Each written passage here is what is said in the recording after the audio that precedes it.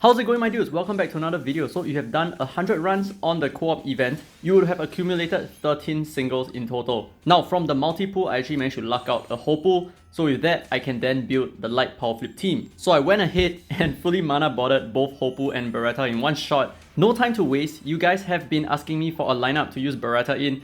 And good news for you guys, I do have a comp. However, this will be a manual Powerflip team. This has to run on manual because number one, the skill gauges don't sync very well. And number two, the skill users have to be very well placed. And I know 90% of you guys are super lazy to manual, so I'm going to show you two auto teams that I have built previously. The first is going to be the Light Fever team. Like I've said before, I do not have both Illumine and Turgis, so my Light Fever team is kind of lacking at the moment, but it still functions pretty well, so I am able to maintain Fever at a constant 100%. Well, at least all the time. I mean, I've never seen my fever drop to 0 before, but fingers crossed that may happen if, let's say, Result dies, right? So one cool thing about Light Fever team is your intention is to lengthen it for as long as possible.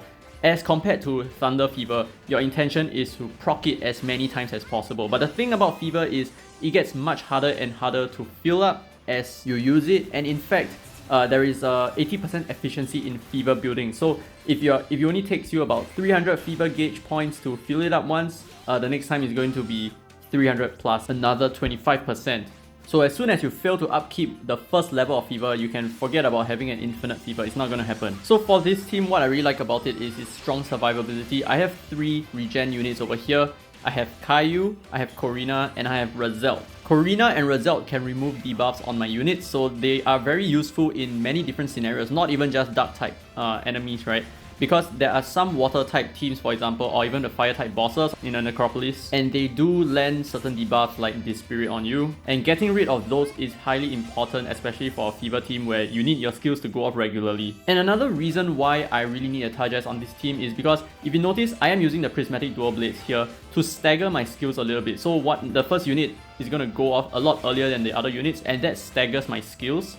I want to stagger it as much as possible so that I can even out the fever distribution and the fever gain along the way. So as you can see, I'm never going down very low on fever gauge. That's because as soon as my fever gauge is going a little bit lower, my next unit uses a skill very much on time. So for some bosses like the Conductor, for example, Fever is really good for this stage because you take a look at all the bouncing pads that appear during the Fever here. It targets you directly to the boss, and most of the time you're going to be bouncing on the boss doing direct hits rather than falling down to the flippers below. So the runtime is not going to be the fastest because I'm lacking 2 very important units for this team to work, but it's still kind of useful, I guess. However, next up, let's take a look at light skill damage. Someone is definitely going to ask me, what is Yuna doing on this lineup? Why am I not using Kira? Okay, so for Yuna, simply put, her skill gauge is rather low, so I prefer her over the 500 skill gauge that Kira has. Not only that, I preach a lot about wombo combo in skill damage builds, so with Yuna, the wombo combo is pretty nice. Half the time you're not going to be wombo comboing, but at least it's quite regular in that sense. The first time you use Elia's skill without Suzu, then the second time you have Suzu with Elia,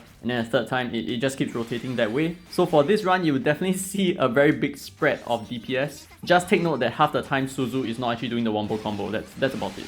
So the first time around, I did 1 million damage on my skill. Let's see with Suzu what happens. Actually, now that I'm thinking about it, I think I can improve this so much. But okay, I'll just figure it out, and then I'll probably cover a video on this in the future. But otherwise, this is kind of complete. You can definitely copy it. It works really well. I think you really enjoy it. And now the Suzu wombo combo goes. Let's see how much damage we do. Boom, boom, boom, boom, boom. 6 million damage. But of course, this is with the destruction of the 2 ads at the side. Those actually do a little bit of damage onto the boss. So there's a little bit of confounding effects over there. And unlike the Light Fever team, the Light Skill Damage team is a lot more flexible. So let's say you do not have a Razelt, or let's say you don't even have a Caillou. Yeah, I'm using a Caillou on this team. Let's say you don't have any of those, you can definitely find replacements for them. It's very simple to replace them. For example, you can use Luluka and Bianca because Luluka does light resistance debuff on the boss, and Bianca amplifies the damage that you do onto debuffed enemies. And at the same time, Bianca also adds some attack to your leader, which is very nice for your skill damage. And let's say you don't have Bianca, you can always use Shrumbo. Shrumbo is free to play. He adds 40% attack to the leader. So yeah, the third slot is really flexible. If you have trouble surviving, then you can add another healer. You can add whatever, okay? You can add like Liesel, in fact. Or you can simply add Owlbird and just pray that somehow the stars align and your skill gauge settles itself, and Owl actually throws the skill before your skill damage goes. That's the end of the run. Let's see. Okay, so we are doing a little bit faster, 1 minute 37 seconds as opposed to 1 minute 55 seconds in the Light Fever team. Let's take a look at the Light Powerflip manual team. Okay, not gonna lie, I'm a little bit of a plebeian over here, so I'm using Kira. I should be using Eclair instead. So if you do have an Eclair, you can definitely use her instead. She works a lot better. Kira doesn't really do much over here. I'm only using her because she's a sticky unit. She goes straight to the boss, and that's quite important to my formation over here. But apart from that, she doesn't really fit. So if you take a look at her abilities, other than 25% attack to this unit, I'm not even going to recover HP, so that's out of the window. And as a main, when attack buff is active, I don't even think I have attack buff, I'm not actually very sure. And when recovery, okay, revive means recovery. When recovery is active, you add 35% skill damage to this unit. I don't even have recovery on this team as well. So Kira is just like, she's just light type and she's just a sticky unit, and that's why I'm using her.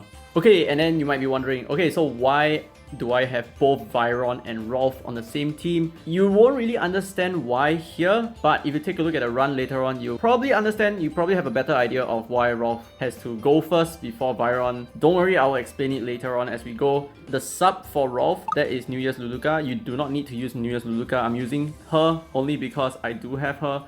And she's kind of good for Powerflip. I think she's a little bit better in this slot than Noen. That's why I'm opting for Luluka instead. But you can absolutely go for anyone. You can probably even go for Wagner, I think. Or you can even go for Clyde or Asukirimaru. Basically anyone that really pushes your Powerflip as much as possible. And in the middle, obviously we're going to be using Baretta and Hopul. They have a very good kit over here. So if you take a look at Baretta, right? So while HP is above 80%, you add 50% of Powerflip damage. Straightforward. Ability number 2. Whenever the combo reaches 20, so every 20 combos, for 10 seconds you add 50% to Powerflip damage, and until the next flip, you actually have piercing. So it's like 150 seconds of piercing.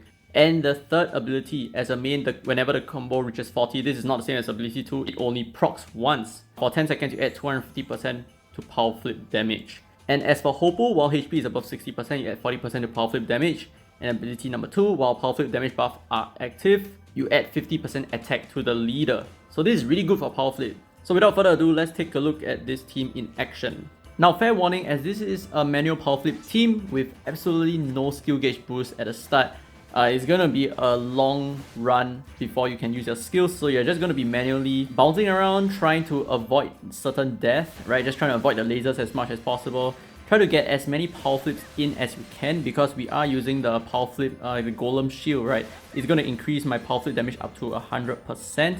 But chances are we're not going to get 100%. We're probably only going to get like 20-30%, I think. Probably the Golem Shield is not exactly the best choice here, but I am using it because I do have it. So yeah, but anyway, we are done. Let's take a look at the skills. We're going to drop it really soon. And I'm sorry, it suddenly started pouring outside, but we are waiting for all our skills to be ready before we use them. So we're going to use Rolf really soon over here. So Rolf moves first, followed by Baretta, and that triggers a lot of combo. And that combo is going to channel a level 3 Powerflip. Now, the reason why we need both Viron and Rolf is because we need Rolf to first trigger penetration buff so that our Malted takes effect. And we're relying on a Powerflip from Baretta's skill. And take note that when Baretta uses her skill and we get into the Powerflip, we have not actually used our first unit skill yet. So if we only rely on Viron or Rolf as a sub of the leader, we are not actually going to boost our Powerflip damage, and our Malta is going to be absolutely useless. So as you can see over here, we are using Kira to stick our level 3 Powerflip into the boss, and that allows us to do 8 million damage.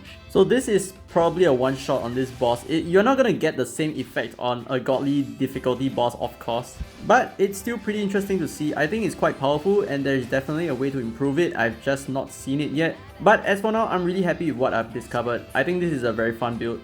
And the timing is pretty sick as well, 1 minute 6 seconds. So for you manual junkies out there, this team could be something of interest to you, I guess. If you do have a stronger team, do let me know down in the comments. I will be very interested to know what you guys are building with Baretta and probably with Hopul as well. And that's the end of this video. I hope you guys enjoyed it. If you did, don't forget to leave a thumbs up. It really helps the channel. This has been free to play, by the way, and as always, I will see you in the next video.